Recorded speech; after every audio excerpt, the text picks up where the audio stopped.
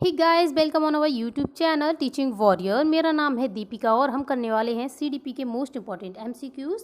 But उससे पहले हम लोग देख लेते हैं कि पिछली वीडियो में पूछे गए क्वेश्चन का सही आंसर किसने किया है। तो जो सही आंसर किया है वो है गणपत सर। देन जो सही आंसर किया है वो है तिवारी सर। ठीक है, और जिसका सही आंसर था डिसकैलकुलिया, ठीक है, जो कि गणित आपठन से संबंधित है। अब देखते हैं हमारी आज की वीडियो का क्वेश्चन।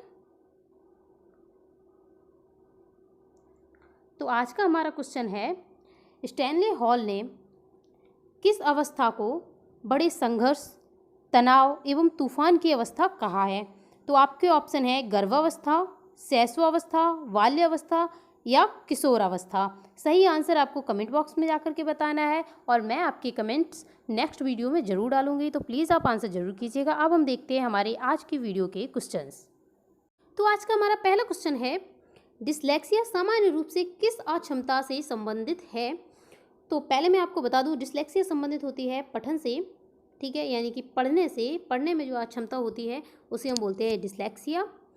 ठीक है, अब हम देखते हैं इसके ऑप्शन। और ये जो क्वेश्चन है ये एमपीटेट में आया हुआ है, ठीक है, इसलिए इसे ध्यान दीजिए थोड़ा।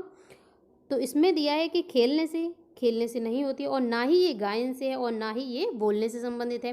तो इसमें जो सही आंसर माना गया था वो था 3, यानी कि लेखन से। अब देखिए लेखन से कैसी है, अगर कोई बच्चा गलत लिखेगा तो वो उसे गलत ही पढ़ेगा, ठीक है। अगर वो ए को बी लिखेगा तो उसे वो ए नहीं पढ़ेगा, वो वी ही उसे पढ़ेगा। इसलिए इसका जो सही आंसर है वो है 3, यानी कि लेखन से संबंधित। लेकिन वहीं अगर यहाँ पे पठन आ जाता तो हम क्या करते, पठन से संबंधित विकार है, और लेखन से संबंधित जो होता है उसे हम बोलते हैं डिसग्राफिया। डिसग्राफिया, ठीक है। और अगर यहीं पर पूछ दिया जाता आपसे कि डिसकैलकुलिया किससे संबंधित है, तो वो हो जाता गणना से संबंधित, ठीक है, यानी कि मैथ से। और वहीं अगर पूछ दे कि अफेजिया, तो वो है मौखिक रूप से सीखने में जो कठिनाई होती है उसे बोलते हैं। अब वहीं डिस्प्रैक्सिया की अगर बात की जाए तो वो गणना, विचार और लेखन विकार और प्लस शारीरिक विकार जो होते हैं उन सबसे संबंधित कौन सा हो जाएगा, डिस्प्रैक्सिया। ठीक है, इतने यहाँ से क्वेश्चन याद रखना। इसका सही आंसर है 3। नेक्स्ट, अब इस क्वेश्चन में बात की जा रही है कि प्याजे और वाइगोत्स्की के सिद्धांत में जो प्राथमिक अंतर है हमें वो बताना है। तो देखिए, अब प्याजे की यहाँ पर बात आई है तो प्याजे से याद रखना, इन्होंने दिया है संज्ञानात्मक विकास का सिद्धांत, ठीक है, और इसमें इन्होंने कुल 4 अवस्थाएं बताई हैं बालक की। और वाइगोत्स्की ने दिया है सामाजिक एवं सांस्कृतिक अधिगम का सिद्धांत, या फिर सामाजिक एवं सांस्कृतिक संज्ञानात्मक सिद्धांत, या फिर सामाजिक सिद्धांत भी इसे हम कहते हैं, ठीक है। ये किसने दिया, वाइगोत्स्की। और वाइगोत्स्की बात करते हैं प्राइवेट स्पीच की, ठीक है, स्कैप होल्डिंग की यही बात करते हैं, ये क्वेश्चन पूछे जाते हैं, याद रखना। तो अब यहाँ पे बात आ रही है कि भाषा की। तो वाइगोत्स्की ने बोला, इन्होंने तर्क दिया कि जो विचार हैं वो हमारी भाषा पर निर्भर करते हैं, ठीक है, यानी कि हम जो भी सोचते हैं वो हमारी भाषा पर निर्भर करते हैं। और जबकि प्याजे ने बोला कि जो भाषा है वो विचार पर निर्भर करती है, ठीक है, यानी कि जो हमारी भाषा है वो हमारी जिस तरीके से विचार आएंगे उस तरीके से हमारी भाषा होगी। ऐसा किसने बोला, ये बोला जीन प्याजे ने, ठीक है। तो इसका जो सही है वो है सेकेंड। नेक्स्ट, गुणों का परिमाणन और परिणाम की व्याख्या निम्न है, तो ये क्या है। तो देखिए, हम जब कोई भी काम करते हैं और जब हम उसका परिणाम निकालते हैं, ठीक है, तो क्या करते हैं, वो सबसे आखिरी में करते हैं। सबसे पहले तो नहीं करेंगे, ना ही दूसरे चरण पर, ना ही तीसरे चरण पर, ये सबसे अंतिम होगा, ठीक है। ये याद रखें, जैसे हमने कोई भी काम किया, मान लीजिए ये हमने ए काम किया, तो ये काम जब पूरा खत्म हो जाएगा तब हम देखेंगे कि इसके परिमाण क्या है इसका, ठीक है, और इसका परिणाम क्या निकला है। दोनों ही हम क्या कब देखते हैं, ये हम आखिरी में देखते हैं, यानी कि मूल्यांकन कब किया जाता है, आखिरी में किया जाता है। तो इसका जो सही हो जाएगा वो हो जाएगा यानी कि आखिर में, ठीक है, अंत में। नेक्स्ट, निम्नलिखित में से कौन सी द्विमार्गी शिक्षण अधिगम प्रक्रिया है, ठीक है। यहाँ पे बात की जा रही है द्विमार्गी, तो ये होती है भाषा प्रयोगशाला, ठीक है, याद रखना, 4th। नेक्स्ट, संवेदिक पेशीय अवस्था में बच्चे किस में सक्षम नहीं होते हैं। अब देखिए सबसे पहले बात करते हैं ये किससे लिया गया है। तो ये लिया गया है जीन पियाजे के संज्ञानात्मक विकास के सिद्धांत से, जिसमें उन्होंने कुल कितनी 4 अवस्थाएं बताई हैं और इस अवस्था को पहले पर रखा है। ठीक है, यानी कि पहला स्थान किसका है, इसी का है। संवेदीय पेशी अवस्था या फिर इसे हम बोलते हैं इंद्रिय गामक अवस्था, जो कि होती है जन्म से लेकर के 2 वर्ष तक। ठीक है, तो अब हमें बताना है इसमें कि कौन सी विशेषता नहीं है। ठीक है, नहीं है, ये देखिए। तो देखिए सजगता प्रदर्शित करता है, हाँ ये भी करता है। मोटर समन्वय, ये भी सही है। ठीक है, संवेदीय उत्तेजक जैसा कि अवस्था का नाम है, ये भी बिल्कुल सही है। तो इसका जो गलत है वो है डी। ठीक है, प्रतीकात्मक संबंध बनाने में, नहीं ये बिल्कुल गलत है। ठीक है, ये कब शुरू करेगा, ये करेगा वो जब वो मूर्त उसके अंदर विचार आ जाएंगे। नेक्स्ट, पियाजे के विकास सिद्धांत में संज्ञानात्मक असंतुलन की किस रूप में देखा जाता है। जो विकासात्मक यानी संज्ञानात्मक जो असंतुलन है उसे हम किस रूप में देखते हैं। तो उसे हम किस रूप में देखेंगे, क्योंकि यह है संज्ञानात्मक, तो इसे भी हम देखेंगे संज्ञानात्मक विसंतुलन के रूप में। असंतुलन यानी कि विसंतुलन, तो इसका जो सही है वो है ए। ठीक है, नेक्स्ट, दृष्टिकोण, मूल्य और रुचि निम्न से द्वारा परिलक्षित होती है। अब हमें बताना है कि जो हमारे दृष्टिकोण है, हमारा जो मूल्य है हमारे, और रुचि किसके द्वारा परिलक्षित होते हैं। ठीक है, तो देखिए यहाँ पे दृष्टिकोण और मूल्य और रुचि ये सभी किससे संबंधित होंगे, ये होंगे हमारी भावनाओं से संबंधित। ठीक है, इमोशन से। तो इसका जो सही हो जाएगा वो है डी। ठीक है, यानी भावात्मक ज्ञान क्षेत्र। नेक्स्ट, सामाजिक अधिगम का सिद्धांत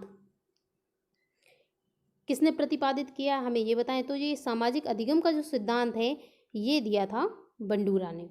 ठीक है, यानी कि इसका जो सही हो जाएगा वो है द्वितीय, यानी कि सेकंड। ठीक है, यानी कि बंडूरा। अब देखिए यहाँ पर जो बात आई है अल्बर्ट बंडूरा की, तो यहाँ से कुछ चीज़ें हैं जो कि आपको याद रखनी चाहिए। बंडूरा ने जो सिद्धांत दिया था वो उन्होंने दिया था सामाजिक अधिगम सिद्धांत। ठीक है, जिसे हम बोलते हैं मॉडलिंग थ्योरी भी बोलते हैं। ठीक है, और इसे हम बोलते हैं अवलोकनात्मक सिद्धांत बोलते हैं, निदर्शन का सिद्धांत बोलते हैं। इसमें इन्होंने जो मॉडलिंग थ्योरी दी है, इसमें इन्होंने कुल मॉडलिंग की जो वो बताई हैं स्टेप, वो इन्होंने 4 बताए हैं, जो कि याद रखना। 4 स्टेप इन्होंने बताए हैं। पहला बताया है अटेंशन, दूसरा है रिटेंशन, तीसरा है रिप्रोडक्शन, एंड जो चौथा है वो है मोटिवेशन। ठीक है, और इन्होंने बात की है सेल्फ एफिशिएंसी की। बंडूरा ने, जो कि क्वेश्चन पूछा जाता है सेल्फ एफिशिएंसी किसके द्वारा दी गई है, तो ये दी है बंडूरा के द्वारा। और आपको ये भी याद रखना है कि इन्होंने जो प्रयोग किए थे वो इन्होंने बोवोडॉल पर किए थे। किस पर, बोवोडॉल पर। ये पूछा जाता है किस पर इन्होंने प्रयोग किए, तो बोवोडॉल और जोकर पर इन्होंने प्रयोग किए थे। ठीक है, नेक्स्ट, निम्नलिखित में से कौन उस प्रक्रिया का इस्तेमाल करता है जिसमें व्यक्ति को एक चिकित्सकीय, ठीक है, स्थिति के दौरान एक भूमिका को निभाने के लिए कहा जाता है। तो यहाँ पे जो बात की जा रही है वो की जा रही है थेरेपी के बारे में। तो इस जो थेरेपी के बारे में बात की थी ये की थी जॉर्ज कैली ने। ठीक है, और यहीं पर अगर आ जाए कि पर्सन सेंटर्ड थेरेपी की बात किसने की, तो वो की है कार्ल रोजर्स ने। ठीक है, तो इसका जो सही आंसर हो जाएगा वो है डी, यानी कि जॉर्ज कैली। नेक्स्ट,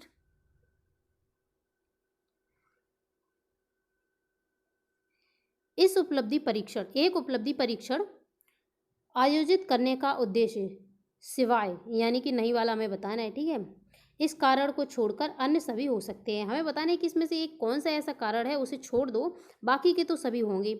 यानी कि हमें बताना है सीधा सा नहीं वाला। ठीक है, तो क्या नहीं हो सकता है उपलब्धि परीक्षण आयोजित करने के उद्देश्यों में से। तो देखिए पहला दिया है कि उद्देश्यों के लेखन के लिए, तो ये यहीं पर गलत मिल गया। उद्देश्यों के लेखन के लिए थोड़ी ना किया जाता है कि हम बच्चों को लेखन उसमें देखें, यही हमारा थोड़ी ना एकमात्र हो सकता है।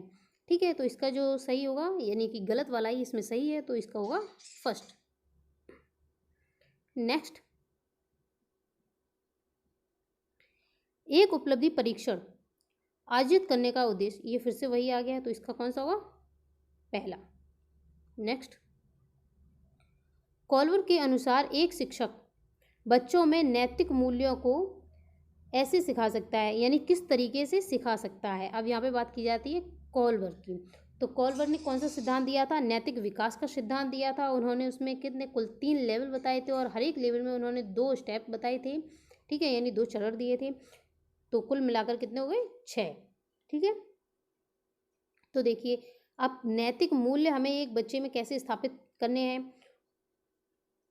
तो पहला है कि विसामान्य व्यवहार के लिए उन्हें सज़ा दी जाए, ठीक है, सज़ा लागू करके। तो ये यहीं पर गलत हो गया, हम कभी बच्चों को सज़ा नहीं देते हैं। धार्मिक शिक्षाओं पर महत्व देकर, ऐसा भी नहीं है। उन्हें दैनिक मुद्दों यानी कि नैतिक मुद्दों पर चर्चा में शामिल करके बात की जा रही है कि हमें नैतिकता की शिक्षा यानी नैतिकता के जो मूल्य हैं, नैतिक मूल्य, उनको स्थापित करना है बच्चे के अंदर। तो उन्हें क्या करना चाहिए? नैतिक मुद्दे हैं उन पर उनसे चर्चा की जानी चाहिए।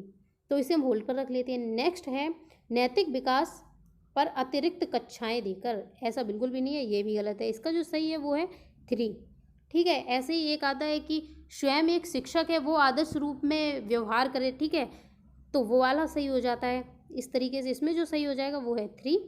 नेक्स्ट, निम्नलिखित में से कौन सी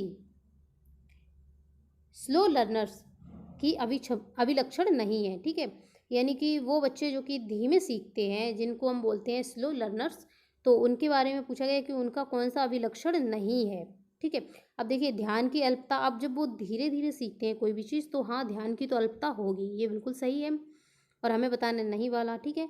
और सीमित शब्दकोश, शब्दावली जो होगी वो सीमित होगी, बिल्कुल सही है। रुचि जो होगी वो भी उनकी सीमित होगी, ये भी सही है। अब देखिए, अमूर्त चिंतन की जो बात की गई है ये गलत हो जाएगा और हमें गलत ही वाला बताना था। तो इसका जो सही होगा वो है 4, यानी कि अमूर्त चिंतन उनमें उनका अभिलक्षण नहीं है। नेक्स्ट,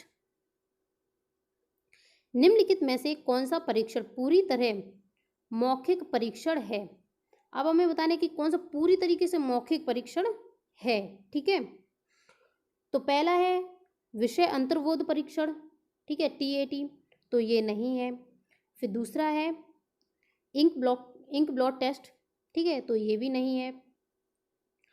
और तीसरा है व्यक्तित्व प्रश्नावली, तो हाँ, ये है एक मौखिक परीक्षण, ठीक है, ये आप याद रख लेना, ये पूछा जाता है कई बार। तो इसका जो सही हो जाएगा वो है 3, ठीक है। नेक्स्ट,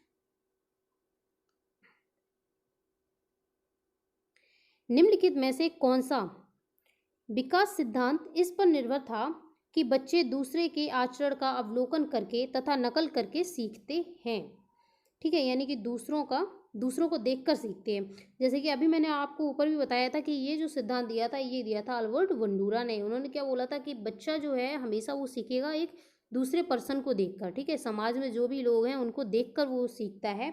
तो इसका जो सही हो जाएगा वो है सामाजिक अधिगम का सिद्धांत, दिया गया है बंडूरा के द्वारा, ठीक है। और बंडूरा कहाँ के थे? ये थे कनाडा के। नेक्स्ट, इतने ही क्वेश्चंस थे।